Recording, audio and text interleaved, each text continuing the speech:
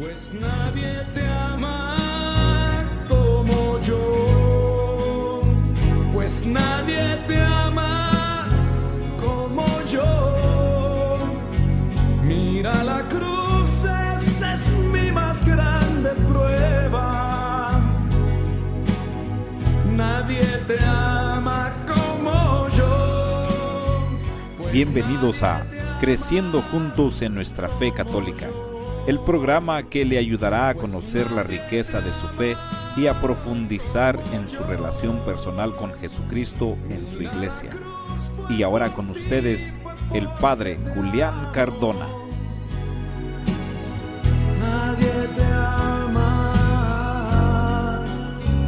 como yo.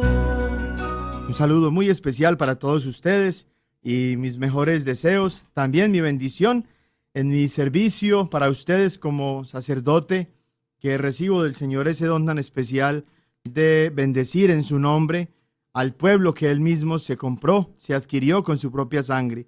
Que el Señor los acompañe y que derrame muchas bendiciones sobre ustedes y sobre sus familias, que vele con amor sobre los familiares de ustedes que todavía tienen en sus lugares de origen, que guíe sus pasos cada día en su vida cotidiana y que los mantenga alejados de la mayor tragedia, de la mayor catástrofe, del mal mayor que puede pasar a quienes somos discípulos de Cristo, que es el pecado mortal. Vamos a iniciar entonces poniéndonos en las manos de nuestro amoroso Dios, diciendo en el nombre del Padre y del Hijo y del Espíritu Santo. Amén. En esta mañana, Señor, te queremos elevar a ti nuestro primer pensamiento de la mañana, nuestra primera acción de gracias del día. Queremos ofrecerla, dedicarla a ti. Sabemos muy bien cómo un corazón agradecido es un corazón que está abierto a recibir muchas más bendiciones de ti. No queremos desconocer, Señor, ninguna de las bendiciones que nos concedes, ninguno de los beneficios que nos permites vivir, ninguna de las circunstancias en las que tú estás presente. Por eso te pedimos que, como al buen discípulo, abras nuestro oído, abras también nuestro corazón, nos ayudes a enfocar nuestra atención y a ponerla solamente en ti. No permitas, Señor, que demos por sentado lo que tenemos, lo que nos das.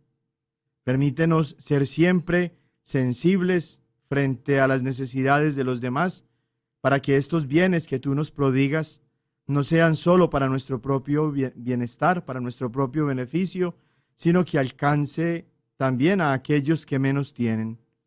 Es precisamente la razón por la que a nosotros nos haces no dueños, sino administradores de los bienes que nos concedes, para que nosotros velemos por su correcta distribución en bien de nosotros mismos, pero también para beneficiar a aquellos a quienes pones en nuestro camino. Ayúdanos, Señor, a tener siempre la actitud disponible, desinteresada, generosa de este personaje que tú incluías en tu parábola del buen samaritano. Ayúdanos a nosotros, Señor, a ser capaces de salir de nuestra zona de confort, a ser capaces de esforzarnos y de sacrificarnos por nuestros hermanos y hermanas. Ayúdanos a tener un corazón abierto para amar a todos, de manera especial para amar a aquellos que no lo merecen, a aquellos que no hacen parte de nuestro círculo social, a aquellos que no están en nuestra misma fe, a aquellos que no hacen parte de nuestra iglesia, a aquellos que hablan mal de nosotros, etc. Nos entregamos a ti, Señor, con la confianza que nos da el saber que nuestras oraciones son siempre escuchadas por ti.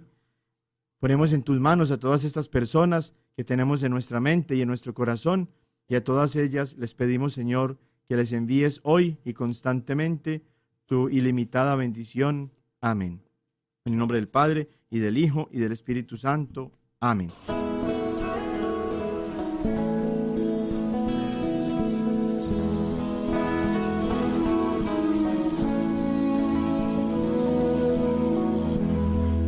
conversando con dos ángeles que del cielo descendieron. Con curiosidad les pregunté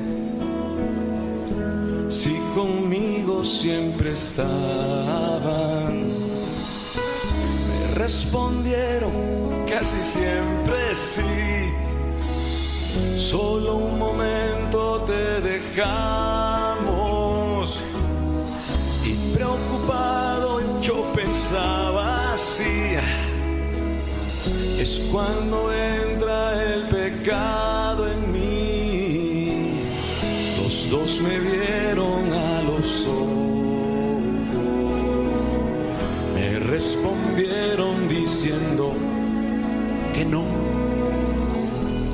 y dibujando una sonrisa le revelaron a mi corazón. Escuche: al recibir a Cristo Eucaristía, quedas envuelto en una luz divina, y alrededor de ustedes nos quedamos, todos los ángeles cantando.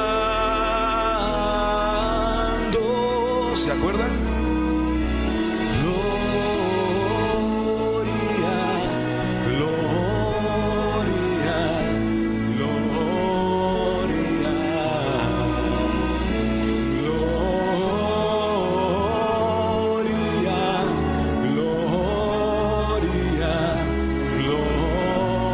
Iberoamérica, fuerte mundo.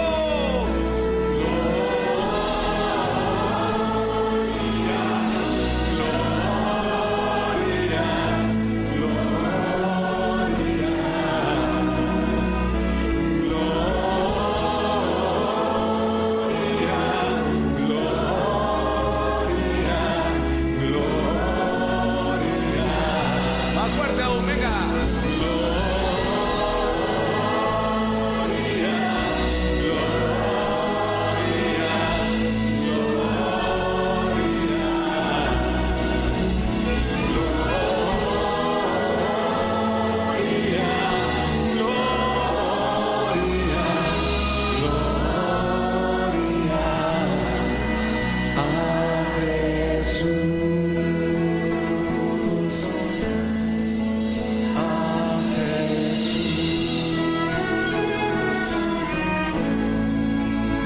¿Dónde están los ángeles? ¿Dónde está Él?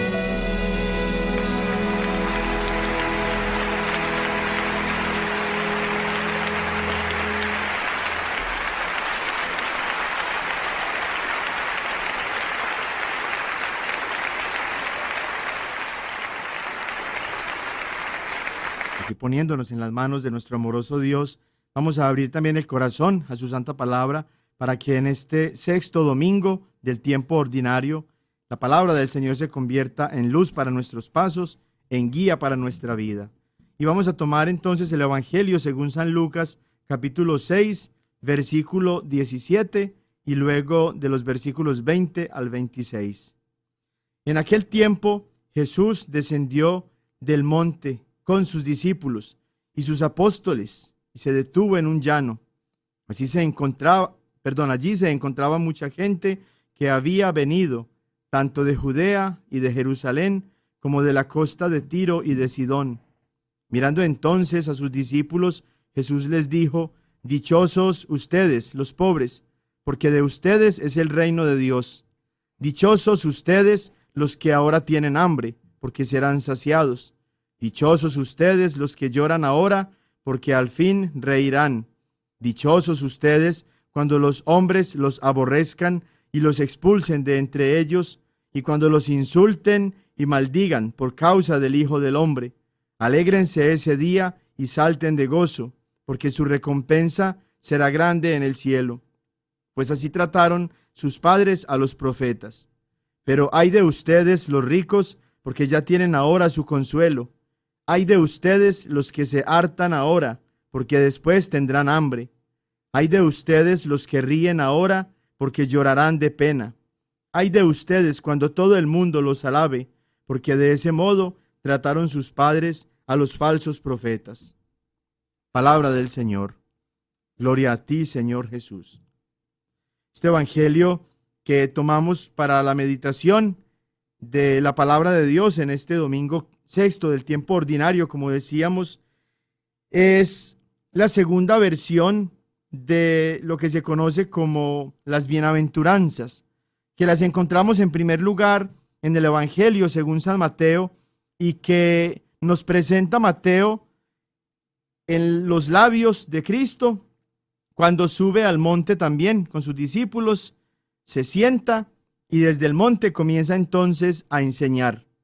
Y tanto Mateo como Lucas, pero de manera especial Mateo, presentan a Cristo como el nuevo Moisés y las bienaventuranzas como la nueva ley que este nuevo Moisés trae para su nuevo pueblo, que es la iglesia.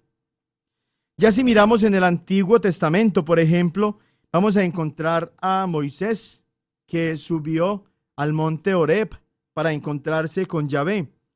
Y en ese encuentro con Dios recibió los 10 mandamientos, las tablas de la ley, tablas de piedra en las cuales estaba escrita la ley que Dios quería que su pueblo, el pueblo del Antiguo Testamento, el pueblo que Él se había escogido de entre todos los pueblos de la tierra, cumpliera, para que fueran entonces ellos su pueblo y que así entonces Yahvé fuera su Dios. Jesús viene, como lo dice él mismo, también en el Evangelio de San Mateo, viene a cumplir la ley y los profetas. Viene entonces Jesús a dar cumplimiento en su propia persona, en su propia vida, a todo lo que se anunció de él en el Antiguo Testamento. Y como parte de ese cumplimiento de Cristo en torno a la palabra de Dios, él mismo se escoge un pueblo con 12 apóstoles, así como en el antiguo pueblo de Israel había 12 tribus. Y Jesús, que es el legislador de este su nuevo pueblo, se convierte entonces como en el nuevo Moisés. Promulga sus propias leyes para que ese pueblo suyo se distinga de entre todos los otros pueblos de la tierra, de entre todas las otras religiones, sistemas de creencias que existen en el mundo. Y Mateo nos pone a Jesús predicando desde la montaña, desde el monte, como Moisés. Lucas, por el contrario, nos pone las bienaventuranzas de hoy en el llano. Jesús no está en un monte, al contrario, bajó del monte, descendió del monte y es en el llano donde se encuentra con sus apóstoles y con sus discípulos y les promulga las bienaventuranzas que son su segunda ley, el inicio de su segunda ley.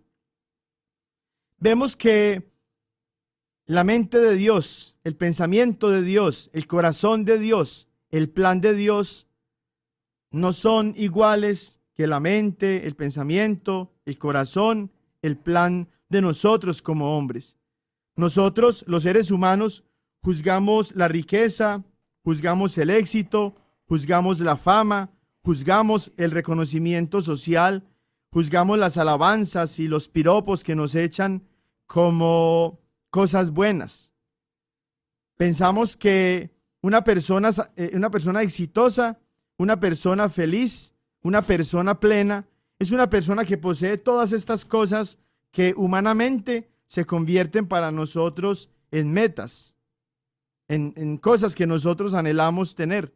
Ya decíamos la semana pasada, por ejemplo, cómo muchas personas miran a los famosos y a las personas de la farándula, a los ricos, como modelos de vida. Quieren imitarlos, quieren llegar a ser como ellos. Jesús, Dios con nosotros, por el contrario, nos muestra que todas esas cosas humanas no son más que distracciones que nos alejan, que nos apartan, que nos pierden, que nos impiden alcanzar el plan de Dios en nuestra vida.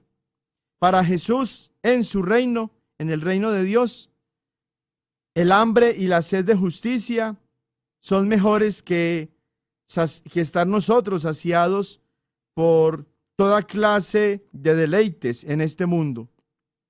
Para Jesús, en su reino, el llorar, el estar no satisfechos con las cosas de este mundo, es más importante y tiene mucho más sentido que la consecución de todas nuestras metas humanas. En Jesús, el buscar la paz, el trabajar por la justicia, el ser generosos, el tener misericordia, son los valores fundamentales. De tal manera que si nosotros queremos ser ciudadanos de ese reino de los cielos y ser súbditos de Jesús, ser verdaderos seguidores y creyentes en nuestro Señor, que es el Rey de Reyes y Señor de Señores, tenemos que replantear nuestro sistema de prioridades para reconocer que nuestra vida, vivida según las cosas del mundo, no nos conduce a Dios, y que por el contrario, cuando nosotros estamos dispuestos a luchar contra la corriente para que las riquezas, las cosas materiales, el placer, los lujos, las comodidades, el reconocimiento social, los aplausos que nos brindan los demás, no se conviertan para nosotros en metas fundamentales de nuestra vida y que no se conviertan tampoco entonces en obstáculos que nos impidan alcanzar el plan de Dios. En la meditación de la santa palabra de Dios, en el vivir nuestra fe en comunidad como iglesia, en el alimentarnos de la presencia sacramental de Cristo en la Eucaristía, en las obras de caridad con las cuales nosotros compartimos nuestros bienes con los más necesitados, a la vez que compartimos también nuestros talentos, nuestras capacidades, nuestro tiempo, nuestros mejores esfuerzos, en la oración, en la contemplación de Dios a través de la naturaleza, por ejemplo, en las alabanzas, en la ayuda que nos brindamos unos a otros, en todos estos medios maravillosos que el Señor nos ha dado como medios de salvación en su iglesia, es donde nosotros encontramos la luz para dejarnos guiar por Dios, de tal manera que nuestra vida no siga los lineamientos del mundo, de las cosas pasajeras, de las cosas temporales, sino que nosotros caminemos como quien camina seguro de la meta, que es el vivir con Cristo por toda la eternidad en su reino, en el reino de los cielos. Pidámosle al Espíritu Santo entonces que nos ayude a vencer esas tentaciones tan cotidianas, tan comunes, tan cercanas a nosotros, en las que podemos caer nosotros con tanta facilidad, que son las cosas de este mundo, que muchas veces nos llevan a poner nuestro corazón en ellas. Y pidámosle al Señor que nos ayude más bien a poner nuestro corazón, nuestras metas en las cosas del cielo, para que nosotros y las personas que viven en torno a nosotros podamos todos juntos caminar según la voluntad de Dios y gozar un día de su presencia en el cielo. Amén. Hemos venido en el espacio ya de varias catequesis, meditando, reflexionando también, informándonos, formándonos, conociendo acerca de este tema fundamental de nuestra vida humana y también de nuestra vida cristiana, de nuestra vida de fe, que es la Santa Biblia. Y reconocer en este libro maravilloso que la Iglesia de Jesús, la Iglesia Católica, elaboró, construyó con la ayuda del Espíritu Santo para definir entonces una lista oficial de libros inspirados por el Espíritu Santo y reunirlos todos en una sola colección, en un solo tomo, en un solo volumen, que nos sirviera entonces para que, junto con la tradición apostólica, que es la predicación de los apóstoles, se completara para nosotros como Iglesia de Jesús la revelación de Dios, la revelación de su amor, de su misterio, de su verdad, de su plan salvador para todos nosotros. Y hay una idea que nosotros tomábamos al inicio de estas catequesis, una idea que es muy importante y que sienta las bases de lo que más adelante la Biblia va a llegar a ser para nosotros como verdaderos cristianos. es decir, para nosotros como católicos, y aún para aquellos que se creen católicos, que se creen, cristianos, o que se dicen cristianos, pero que no lo pueden ser porque no están en la iglesia de Cristo, sino que están en la iglesia de tal pastor, en tal changarrito, en tal congregación, en tal iglesita de garaje. Esa idea es la que nos asegura la Biblia misma, pero también la historia, de que Cristo no escribió la Biblia, ni siquiera una parte de ella. Jesús no escribió ni un párrafo, ni una línea, ni una frase de la Santa Biblia. Él se dedicó a anunciar el reino de los cielos a través de sus palabras, sus enseñanzas, sus acciones, sus milagros, su misma vida, pasión, muerte y resurrección. Él tampoco mandó a sus apóstoles a que escribieran la Biblia, ni a que repartieran Biblias a todos para que los más astutos fundaran sus propias iglesitas y cobraran diezmos, primicias, ofrendas, pactos, alianzas, etc. Jesús no quiso escribir ningún libro. Jesús no quiso escribir ninguna Biblia. Más bien, lo que quiso fue fundar su iglesia, su propia iglesia, la iglesia de Él, la iglesia de Jesús. A esta iglesia le prometió el Espíritu Santo, que es el Espíritu de la verdad plena, como nos lo dice Juan capítulo 16, versículos del 13 al 15. No una verdad a medias, porque toda media verdad es también una media mentira. No mentiras manipuladas o recortadas, no verdades, subjetivas o relativas. La verdad plena. Y como iglesia tenemos ese fundamento de la verdad plena, porque en Pentecostés Jesús cumplió su promesa y le mandó a su iglesia, a la iglesia suya, a la iglesia católica, a la verdadera iglesia que es pentecostal, la iglesia nuestra, la iglesia católica, el Espíritu Santo. Por eso decíamos hace un ratito que aquellos que se dicen cristianos y aquellos que se creen cristianos y que nos distinguen a nosotros como católicos y que se reconocen a sí mismos como cristianos, en realidad no lo son.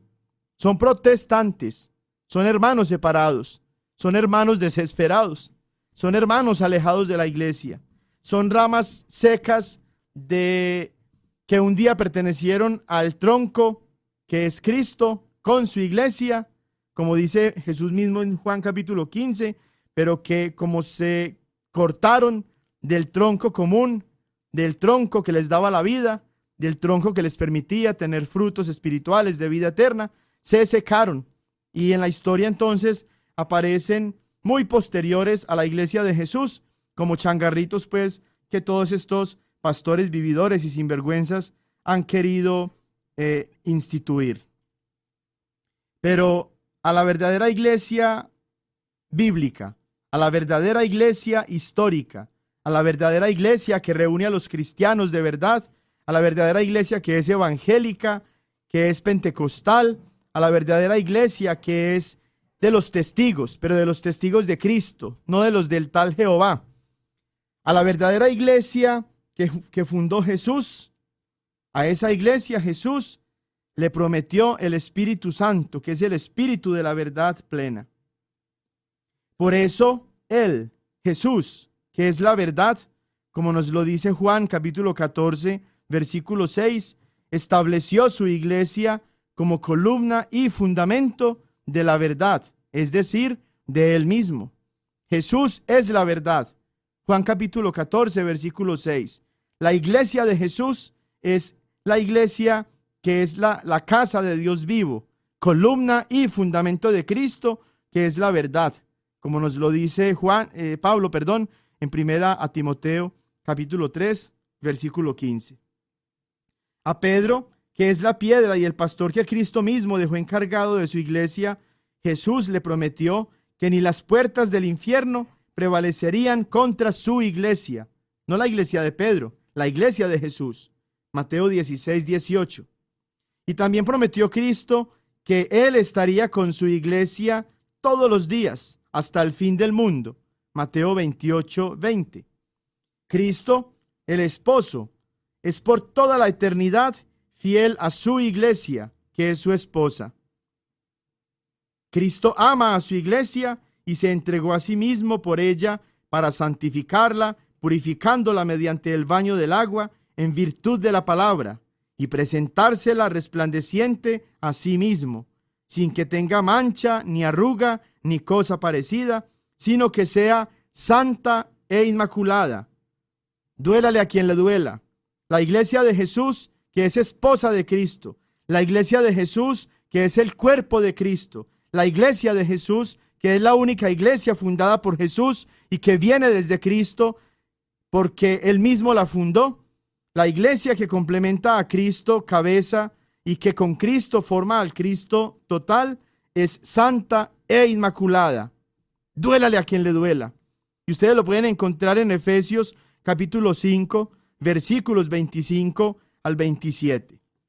Y es que todos los escándalos que hermanos sacerdotes han cometido a través de los abusos sexuales y de los otros escándalos que han propiciado a lo largo de todos estos años y que han llegado a ser tan populares, sobre todo por toda esta propaganda mediática anticatólica, protestante de acá de Estados Unidos, ha llevado a muchas personas a pensar que si hay pecados en la iglesia, entonces la iglesia no puede ser la iglesia verdadera. La iglesia católica, según muchos, por los pecados de nosotros, los seres humanos, no puede ser la iglesia de Jesús, no puede ser la iglesia que Jesús fundó.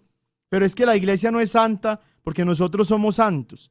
La iglesia es santa porque, como nos dice San Pablo en esta carta que estamos leyendo de Efesios capítulo 5, versículos del 25 al 27, nos dice que ella es santa e inmaculada porque es a través del baño de Cristo, el baño del agua que Cristo efectuó en ella, la santificó y se la quiso presentar a Él mismo resplandeciente, sin mancha, ni arruga, ni cosa parecida. Entonces, la santidad de la iglesia no proviene de la santidad de Padre Julián, o de Padre tal, o del obispo Stica, o del Papa Francisco. No, la santidad y el carácter inmaculado de la iglesia provienen de la santidad de su esposo, de Cristo. Duélale a quien la duela. Así cometamos nosotros muchos pecados. Así nosotros en lo personal nos apartemos de Dios. Así nosotros seamos infieles a Dios. Dios, Cristo, el esposo de la iglesia, siempre va a ser fiel por toda la eternidad. Porque Cristo ama y cuida a su iglesia. Porque Cristo ama a su iglesia y se entregó a sí mismo en la cruz por su iglesia para santificarla. No la santifica entonces mi acción, no la santifica la acción de ninguno de nosotros que somos miembros de esa iglesia. Cristo, la cabeza, Cristo, el esposo, ha santificado su iglesia. Efesios 5:29 nos dice también que Cristo mismo alimenta y cuida a su iglesia. Por eso ni el imperio romano, ni los emperadores, ni los reyes, ni ideologías, herejías, ni Napoleón Bonaparte, ni la Revolución Francesa, ni las leyes anticatólicas en México y en otros países, ni las sectas protestantes, ni la división de todos estos grupitos que han comenzado con Satanás, que manifiesta a través de ellos el odio que tiene contra la iglesia, ni las publicaciones de Facebook y de las otras redes sociales en las que se manifiesta constantemente en contra de la iglesia de Jesús, de la iglesia católica, el odio que los protestantes, como hijos del demonio, tienen también en contra de la iglesia de Jesús. La van a poder destruir. 2000 años llevamos en medio de persecuciones, de crisis, de pecados, de dificultades, de un acontecer histórico muchas veces desfavorable para nosotros como iglesia, pero aquí estamos, porque esta iglesia no está sostenida por la fuerza humana, está cuidada y está alimentada por el mismo Cristo. A mí me da mucha risa cuando escucho a veces en uno que otro programita por ahí que veo escucho, perdón, en la radio o en internet, en las redes sociales, en YouTube, etcétera, las publicaciones y los comentarios y las críticas y las burlas y todas estas cosas que los protestantes hacen en contra de la iglesia y piensan que con eso ya la van a destruir. Piensan que le están haciendo mucho daño a la iglesia de Jesús con todas esas tonterías que publican. Pierden el tiempo, pónganse mejor a rezar, pónganse mejor a leer la Santa Biblia y a dejarse iluminar, no por su propia mentalidad mezquina y manipulada, sino por la iglesia que es columna y fundamento de la verdad. La Biblia es palabra de Dios, pero de la Biblia se han valido todos los protestantes, comenzando por Satanás, como lo veíamos la semana pasada, cuando encontramos allá en Mateo capítulo 4, al mismo Satanás, primer protestante, valiéndose de las Escrituras para tentar a Cristo. Así como él, se han valido de la Biblia todos aquellos protestantes que después del demonio y después de Martín Lutero han querido, según que renovar, según que reformar la iglesia de Jesús, y lo han hecho es desde afuera como enemigos del cuerpo de Cristo. La Biblia es palabra de Dios, efectivamente, pero cuando la lees por tu propia cuenta, interpretándola a tu manera, ya la estás convirtiendo en un instrumento para que el demonio te confunda a ti y te pierda a ti y llene tu corazón de toda la mentira y de todo el engaño que es propio de él, porque es el padre de la mentira, como nos dice Juan capítulo 8, versículo 44. Por eso, si el Espíritu Santo que dices tener no te inspira a estar en la iglesia de Jesús, lamento decirte que no tienes el Espíritu Santo. Tienes otro espíritu, tienes un espíritu maligno, o puedes tener una legión, pero una legión de espíritus malignos, pero no tienes el Espíritu Santo, porque el Espíritu Santo es el espíritu de la verdad plena. Y esa verdad plena está solo en la iglesia de Jesús, que es columna y fundamento de esa verdad.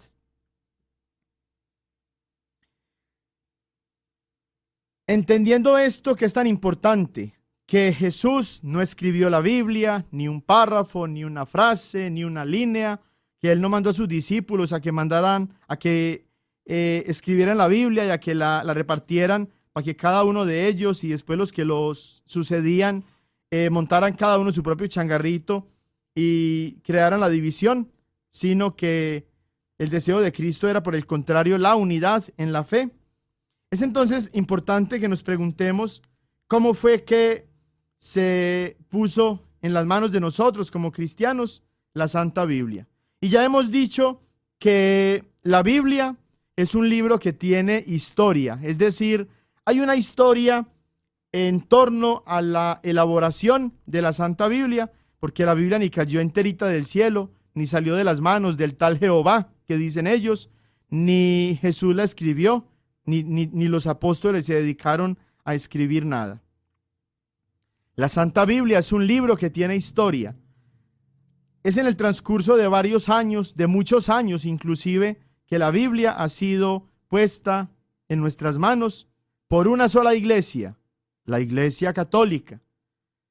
Y como les decía antes, hermanas y hermanos, no me crean a mí, no le crean pues a la Iglesia Católica. Váyanse ustedes mismos a buscar en la historia, consulten, investiguen. No sean tan flojos creyéndole al pastorcito de su changarro cualquiera, ni a las publicaciones tontas y absurdas que encuentran en las redes sociales. Váyanse a la historia. Tómense ustedes mismos ese trabajo.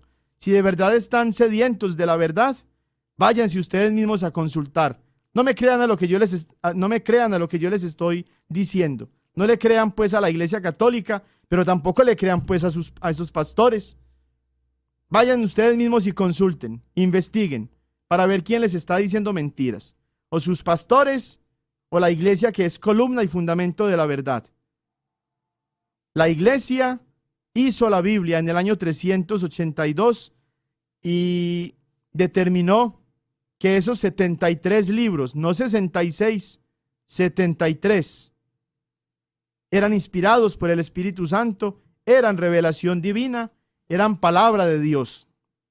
Y es la infalibilidad del sumo pontífice, del Papa, como vicario de Cristo, como sucesor de San Pedro, como pastor al que Cristo le confió la iglesia, lo que le da respaldo, autoridad, poder, credibilidad a esa declaración de la Santa Biblia como palabra de Dios.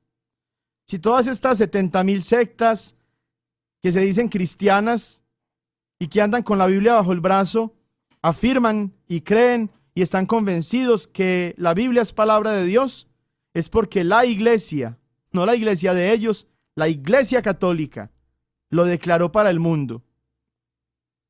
Y el Espíritu Santo que inspiró la iglesia para que reconociera en la Septuaginta, en la Biblia hebrea que estaba escrita en griego y que incluía 46 libros que hasta ese momento eran solamente parte de la Biblia hebrea, de la Biblia judía, y que fueron reconocidos esos libros como inspirados por Dios y por tanto incluidos en nuestra Biblia cristiana católica como el Antiguo Testamento.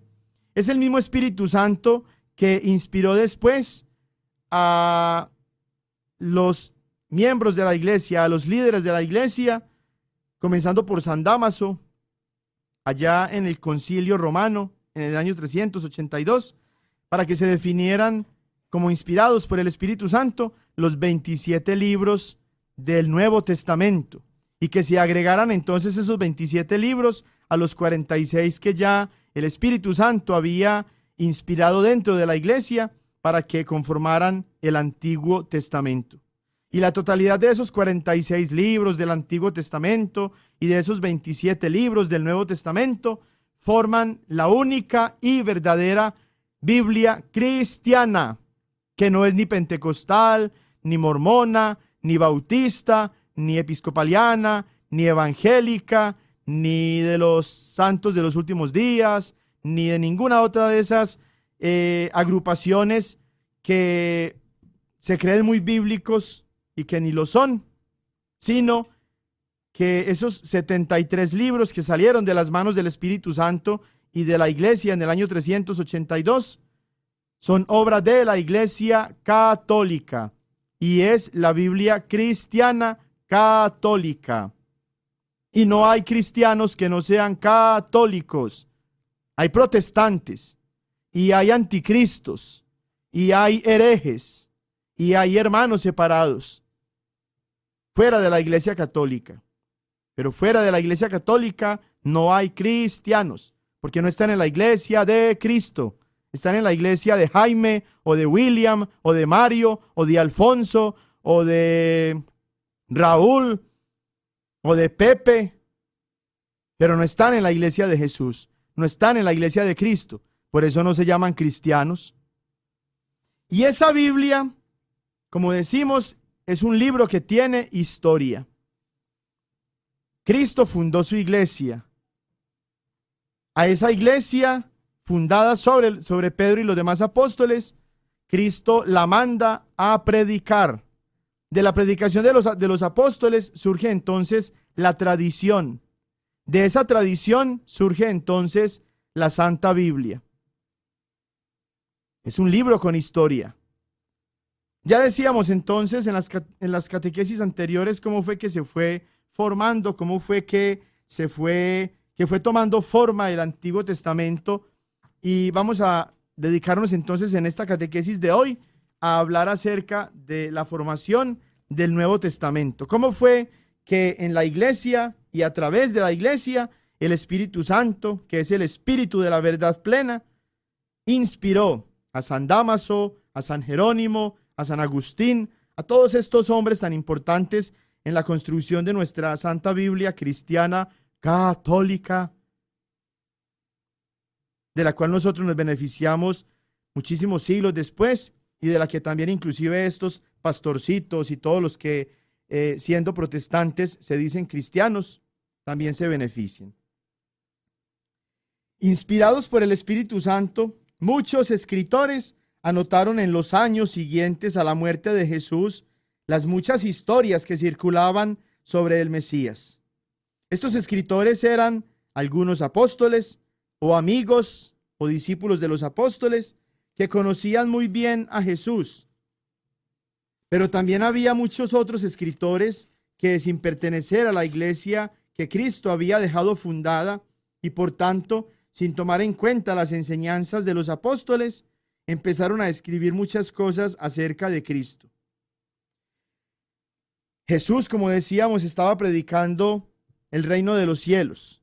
Ese mismo mandato se lo da Jesús a sus discípulos, como lo encontramos nosotros al final del Evangelio de San Marcos y al final también del Evangelio de San Mateo.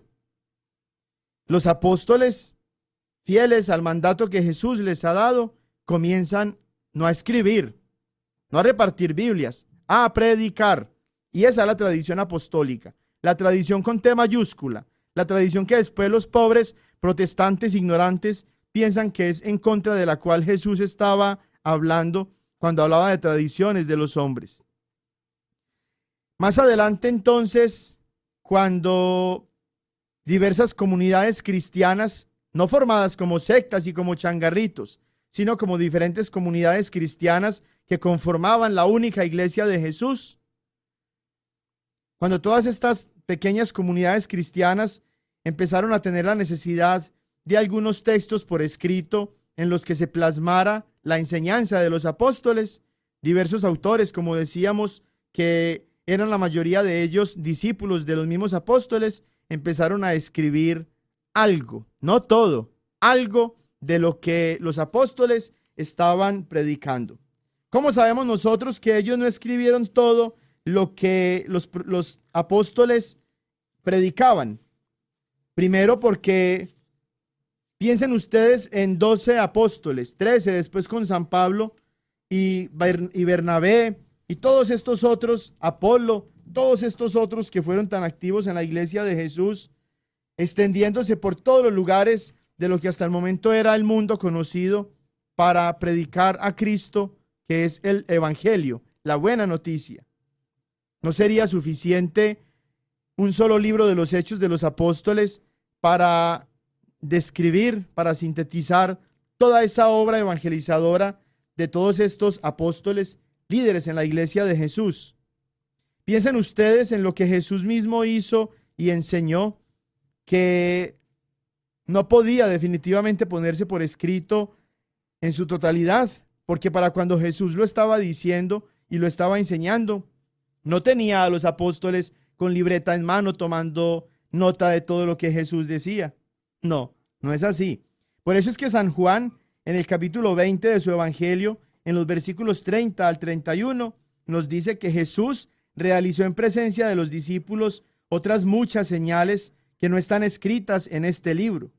Y nos dice también que estas, o sea, las que se escribieron, se pusieron allí por escrito para que nosotros creamos que Jesús es el Cristo, el Hijo de Dios, y para que creyendo tengamos vida en su nombre. Y luego nos dice el mismo Juan, al final del capítulo 21 de su Evangelio, en los versículos 24 y 25, que Él es el discípulo que da testimonio de estas cosas y que las ha escrito. Y dice también, nosotros sabemos que su testimonio es verdadero. ¿Nosotros quiénes? No solamente Él, sino la comunidad cristiana, la iglesia, de la que Él hace parte como apóstol. Y dice también San Juan allí mismo, hay además otras muchas cosas que hizo Jesús. Si se escribieran una por una, pienso que ni todo el mundo bastaría para contener los libros que se escribieran. Es por eso entonces que es muy importante saber que la Santa Biblia no contiene la totalidad de las cosas que Jesús hizo y enseñó. Por tanto, decimos que la Biblia en sí misma no contiene la totalidad de la palabra de Dios, no contiene la totalidad de la revelación de Dios. Y es por eso que como católicos, como verdaderos cristianos, afirmamos que junto con la Santa Biblia, la tradición es el otro complemento de la revelación de Dios que ha sido confiada como depósito de la fe en su iglesia, en la iglesia de Jesús, que es columna y fundamento de la verdad, que es cuerpo de Cristo, que es esposa de Cristo, santa e inmaculada, duélale a quien le duela. Y entonces es en esa iglesia donde el Espíritu Santo, que es el Espíritu de la verdad plena, ha inspirado a hombres para que escribieran algo, no todo, algo de lo que Jesús hizo y enseñó, algo, no todo, de lo que los apóstoles hicieron y predicaron, algo, no todo, de lo que es el fundamento de nuestra fe, que lo encontramos entonces por escrito en la Santa Biblia, pero que también lo encontramos en la tradición apostólica, por la sucesión apostólica a lo largo de estos 2000 años. Sucesión apostólica que no reconocen los protestantes, primero porque no son cristianos, como decíamos, segundo porque no tienen ellos sucesión apostólica, tercero porque cada uno de ellos enseña, cree, piensa, acepta de la misma Biblia lo que le conviene, lo que le da la gana, cuarto porque ellos no están inspirados por el Espíritu Santo, sino por el Espíritu que es el padre de la mentira. ¿Adivinen quién? Lean pues allá Juan 8:44 para que sepan. Recuerden pues, Jesús funda su iglesia. Los apóstoles, que son el fundamento de la iglesia de Cristo, anuncia, predica, evangeliza el mensaje de Jesús. Más adelante, algo, no todo, se pone por escrito. Hasta ahí vamos, ¿cierto? ¿Sí me siguen? Bueno, decíamos que además de los escritos que los apóstoles, que algunos de los apóstoles y que algunos discípulos de los apóstoles, amigos de los apóstoles que conocían muy bien a Jesús, escribieron, también había muchos otros a los que se les ocurrió escribir libros acerca de Jesús. La presencia misma de Cristo, la vida de Cristo, inspiró a muchos, a algunos para bien, como quienes estaban en su iglesia, algunos para mal, porque se confundieron. Ya nosotros encontramos, por ejemplo, en Mateo capítulo 16, versículo 13, que aún en vida de Jesús, muchos otros predicaban acerca de Jesús, pero no predicaban la verdad, predicaban mentiras, predicaban confusión, predicaban lo que les daba la gana, predicaban lo que entendían. Lo que entendían ellos, pues, esta situación de muchos grupitos y de muchos, entre comillas, maestros que estaban predicando cosas diferentes acerca de Jesús, es lo que lleva a Jesús mismo a querer fundar su iglesia. En medio de toda la confusión, en medio de todo el error, en medio de todas las mentiras, en medio de todas las cosas falsas que se predicaban acerca de Jesús, fuera del grupo que él mismo había adquirido a través de los 12 a los que constituyó apóstoles, es que surge en el corazón de Cristo el deseo de fundar, de instituir, de establecer a su propia iglesia. Si miramos allá en el capítulo 16 de Mateo, como decimos, vamos a encontrar lo siguiente, que Jesús va caminando con sus discípulos y que pasan por la región de Cesarea de Filipo. Y Jesús le preguntó a sus discípulos, ¿quién dicen los hombres que es el Hijo del Hombre? En otras palabras, ¿qué predican todos estos otros grupitos acerca de mí? Y respondieron los apóstoles, estamos ya en el versículo 14, unos predican que eres Juan el Bautista, otros que Elías, y otros que Jeremías o alguno de los profetas. Y luego en el versículo 15, Jesús les pregunta a ellos, ¿quién dicen ustedes que soy yo?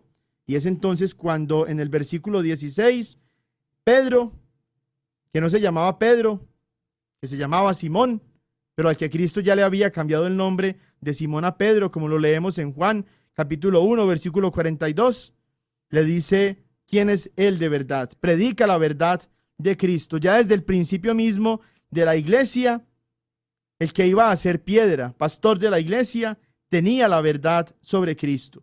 Cuando le dice, tú eres el Cristo, el Hijo de Dios vivo. Y ya entonces nosotros conocemos todo ese otro relato tan hermoso que a los protestantes casi no les gusta leer, pues porque quedan ahí como al descubierto. Entonces, ya había mucha mentira, mucha confusión, ya habían muchas ideas contrarias a lo que Cristo era de verdad, aún en tiempos en los que Cristo mismo todavía vivía entre nosotros. Esa misma situación se mantuvo después de la muerte de Cristo, cuando muchos otros escritores, muchos otros maestros, muchos otros grupos, muchos otros, entre comillas, caminos, habían empezado a tomar la influencia de Cristo, de su vida, de sus enseñanzas, para escribir muchas cosas. Habían entonces, junto con los 27 libros que ahorita nosotros tenemos en la Biblia nuestra, en la Biblia cristiana, católica, como inspirados, habían muchos otros libros que diferentes autores, diferentes grupos, diferentes sectas habían escrito, inspiradas todas ellas, pues, no por el Espíritu Santo, sino por la influencia de Jesús. Muchos de esos escritos pertenecían a grupos gnósticos. El gnosticismo fue un sistema religioso y filosófico que mezclaba creencias y elementos de pensamiento provenientes de Grecia, Persia, Egipto, Siria, Asia Menor, etc., con las verdades de fe que los apóstoles predicaban como parte de la fe cristiana.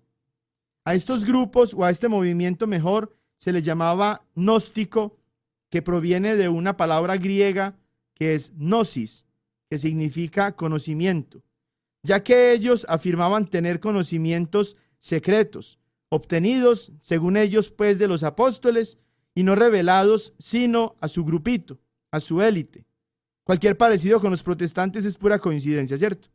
Los iluminados, capaces de entender esas cosas, enseñaban conocimientos secretos de lo divino, mientras que la doctrina del cristianismo ortodoxo, es decir, del cristianismo tal y como Jesús lo había fundado, tal y como los apóstoles lo predicaban, era asequible a todos, o sea que estaba al alcance de todos. El problema era que muchos de esos gnósticos se tenían por cristianos. Ojo, muchos de esos grupitos gnósticos se tenían por cristianos. Otra vez, cualquier parecido con los protestantes es pura coincidencia.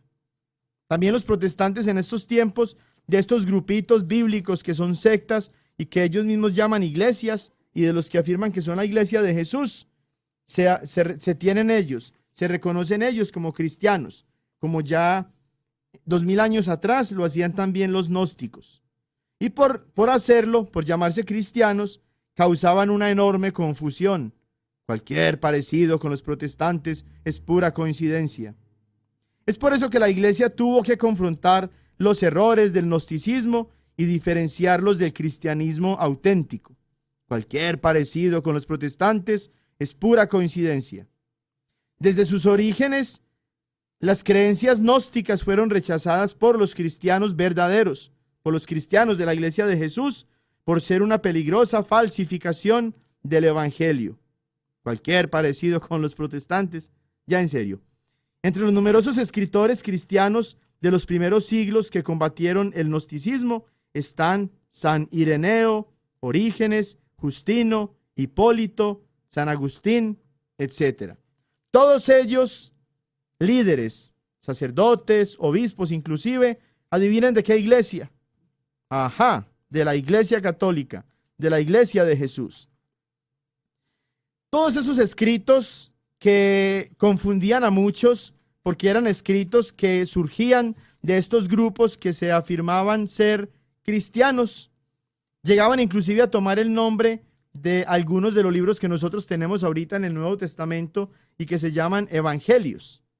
Había muchos evangelios, inclusive hace unos años surgió una película de la que después sacaron también la continuación, que era El Código Da Vinci. Una película basura, pues, basurita, y que muchos, entre comillas, cristianos, que son todos los pertenecientes a estas secticas, y tristemente también algunos católicos confundidos, empezaron a creer.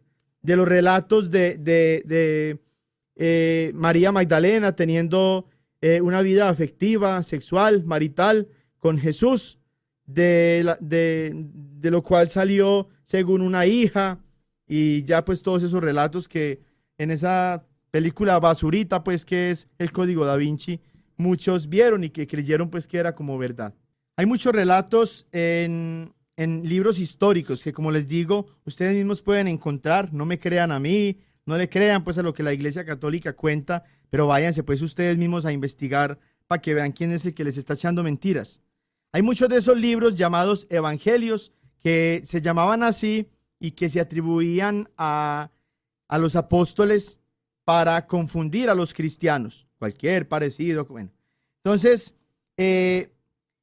libros apócrifos, es decir, estos falsos libros provenientes muchos de ellos del movimiento gnóstico, de los grupos gnósticos, eran el protoevangelio de Santiago, el evangelio del pseudo Mateo, el evangelio de la Natividad de María, evangelios de la infancia de Tomás, evangelio árabe de la infancia, historia de José el carpintero, evangelio armenio de la infancia, evangelios de la pasión y de la resurrección, evangelio de Pedro, evangelio de Nicodemo, evangelio de Bartolomé, libro de San Juan el Evangelista, el teólogo, libro de Juan, arzobispo de Tesalónica, evangelio secreto de Marcos, evangelio de Bernabé, de Tasiano, de los nazarenos, de Ammonio, evangelio de la venganza. Imagínense ustedes, ya está Jesucristo vengándose. Evangelio de la venganza del Salvador, evangelio de la muerte de Pilato, Apocalipsis de Pablo, evangelios perdidos, evangelios de los hebreos, no de los ebrios, de los hebreos, etc. Muchos evangelios entonces, muchos libros falsos que atribuían los gnósticos y otros grupos, otras sectas que enseñaban el error y que confundían a muchos a los apóstoles, se los atribuían a los apóstoles.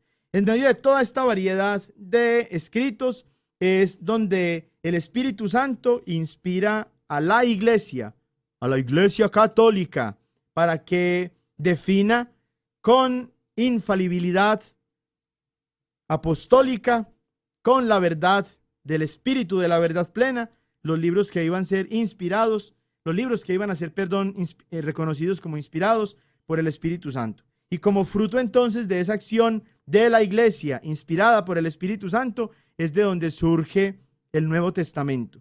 Y es interesante reconocer que todos los protestantes, desde Martín Lutero para adelante, empezaron a reconocer que los 27 libros del Nuevo Testamento eran de verdad palabra de Dios. Pero esos mismos protestantes que aceptaron en su totalidad los 27 libros del Antiguo Testamento, rechazaron algunos libros del Antiguo Testamento. Aceptaron los del Nuevo, pero rechazaron algunos del Antiguo. Y mañosos, porque es que la Iglesia, la misma Iglesia que reconoció y que definió como inspirados por el Espíritu Santo los libros del Nuevo Testamento, es la misma Iglesia que inspiró, que estableció, que definió los libros inspirados del Antiguo Testamento. Entonces, no se puede aceptar unos y rechazar otros. De la misma manera que no se puede aceptar la Biblia y rechazar la Iglesia que creó la Biblia, que hizo la Biblia, que compiló la Biblia. Ya ven entonces cómo son como medio mañositos pues los protestantes, pero ya nos estamos acostumbrando a ellos, ¿cierto? Lo importante es que no nos dejemos nosotros confundir. Vamos a hacer una pausa en este tema del Nuevo Testamento. Yo tenía toda la intención de terminar hoy esta temática tan importante sobre el Nuevo Testamento, pero no fue posible. Vamos entonces a tomarnos una catequesis más con la paciencia y con el amor que ustedes tienen hacia la palabra de Dios, para que nos quede todo muy claro y que la otra semana, si Dios permite, podamos terminar esta temática tan importante. Que la bendición de Dios Todopoderoso, Padre, Hijo y Espíritu Santo, descienda sobre ustedes y los acompañe siempre. Que tengan una muy feliz y muy bendecida semana. Ven con nosotros al caminar, Santa María, ven. La diócesis de Knoxville y la parroquia de Santo Tomás Apóstol de Lenoir City les agradecemos por habernos acompañado en Creciendo Juntos en Nuestra Fe Católica, y los invitamos a que nos escuchen la próxima semana por esta misma estación y a la misma hora, para profundizar en lo que significa ser un católico conocedor de su fe. Hasta pronto y que Dios los bendiga.